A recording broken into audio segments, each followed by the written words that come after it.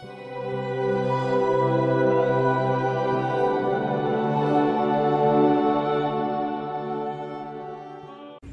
मात्रे नमः। मैं शिल्पा सिंह राठौर स्वागत करती हूँ आज आपका मेरे YouTube चैनल भाग्य वृद्धि में। जैसा कि आप जानते ही हैं, मैं इस चैनल के माध्यम से आपको तंत्र से रिलेटेड, ज्योतिष से रिलेटेड, वास्तु से रिलेटेड और बहुत इम्पोर्टेंट जो गुप्त सूत्र हैं उनके बारे में अवगत कराती हूँ। आज मैं एक बहुत ही यूनिक टॉपिक लेकर आई हूँ जो कि है सप्ताह में हमारे शास्त्रों में अलग अलग देवी देवताओं के पूजन का विधान बताया गया है, जिनसे आप कैसे भी आपके मन में इच्छा हो वो पूर्ण होगी, क्योंकि ये आपको मनचाहे फल की प्राप्ति देते हैं। शिव महापुराण में इसके संबंध में हमें बहुत ही ज्यादा विस्तृत वर्णन मिलता है। इसी के बारे में आज मैं आपको बताऊंगी। शिव पुराण के अनुसार अगर रविवार को आप सूर्य को अर्घ्य देके, सूर्य भगवान की पूजा करके अगर आप ब्राह्मणों को भोजन कराते हैं तो समस्त प्रकार के रोग आपके जीवन से दूर हो जाएंगे। किसी भी तरीके की बीमारी आपके जीवन में नहीं आएगी।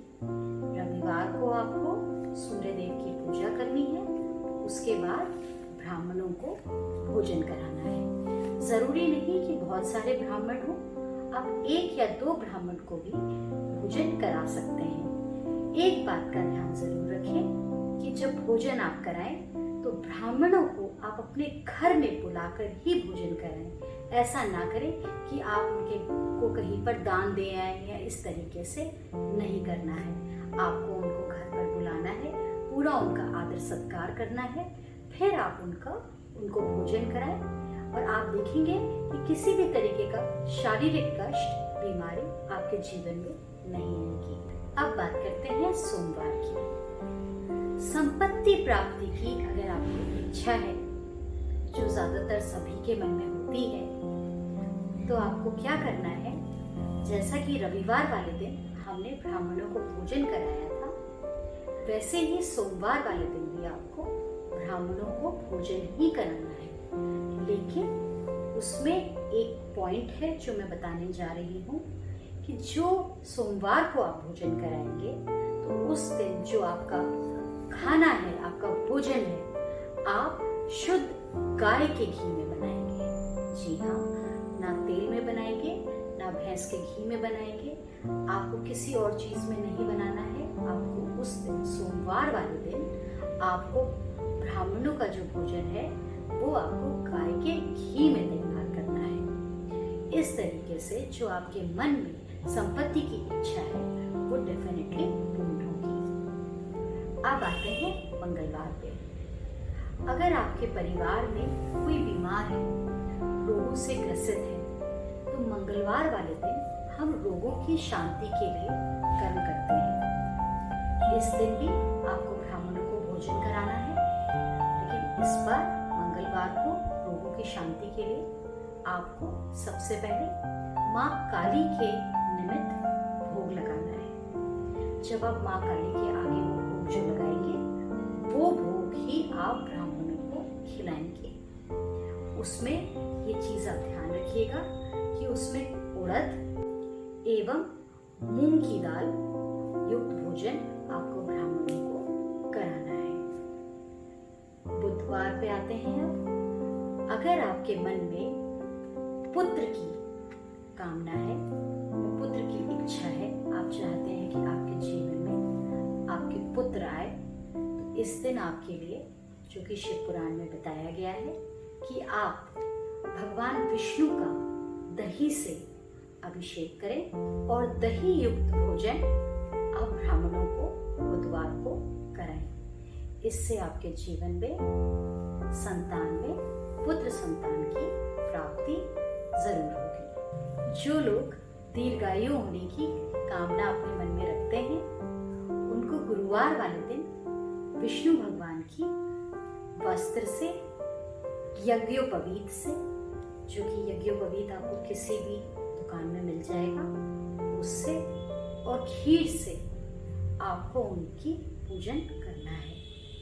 साथ साथ में गुरुवार को आपको बेसन के लड्डुओं का विष्णु भगवान को भोग लगाना है। समस्त प्रकार के भोगों की प्राप्ति के लिए, जिससे आपके जीवन में सारी लग्जरीज आ सके, सारी इच्छाएं जो आपकी हैं मटीरियलिस्टिक चीज़ों से जुड़ी हुई वो पूर्ण हो सके, उसके लिए आपको शुक्रवार वाले दिन आपको महालक्ष्मी के निमित्त आपको खीर बनानी है। खीर किससे बनानी है? आपको चावल से और घी से।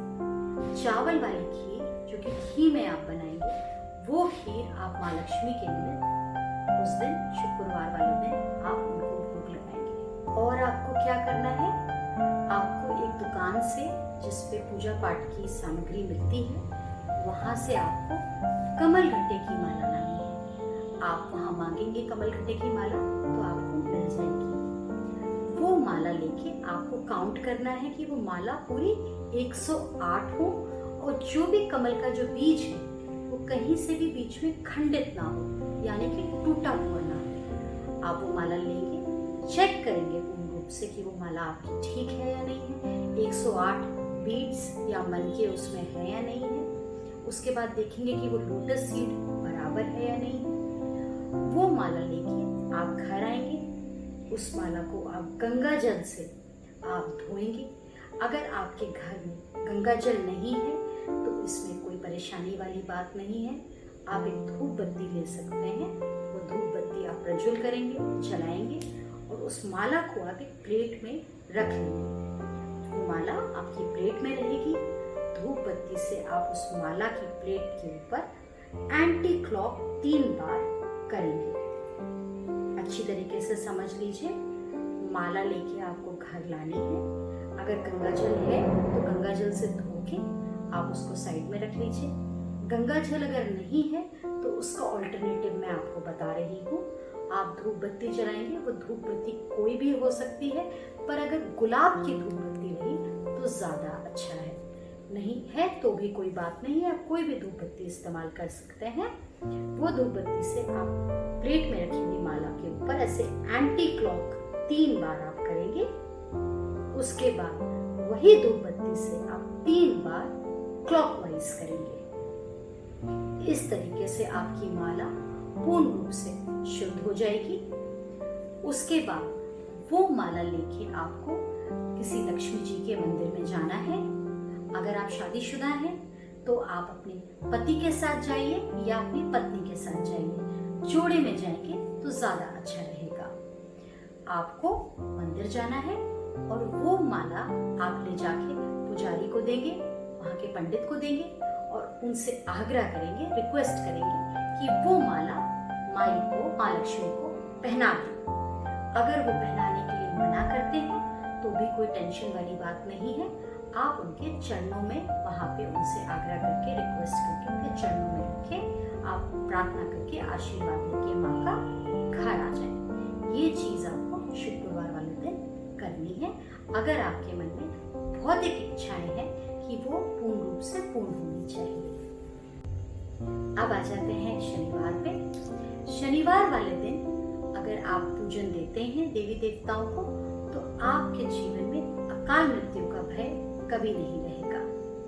शनिवार वाले दिन जो भी पूजन हम करते हैं उससे हमारी पूर्ण रूप से अकाल मृत्यु से सुरक्षा होती है। शनिवार वाले दिन आप भगवान रुद्र की पूजा करें।